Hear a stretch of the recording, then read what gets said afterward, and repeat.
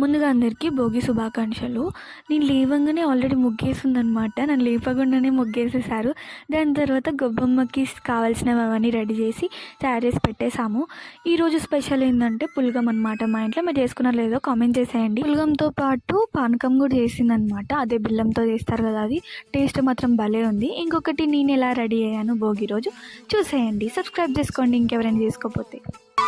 బంగారు కళ్ళ బుచ్చమ్మో, చెంగావి చంపాలచ్చమ్మో, కోపంలో ఎంతో ముద్దమ్మో, ఓపుంగా మోతి శుభమ్మో, సందె పొద్దుల్లో ముద్ద బంతల్లే ఎంత ముద్దుకున్నావే, వెండి మువ్వలే కళ్ళు మంటుంటే గుండె చిల్లుమనాదే.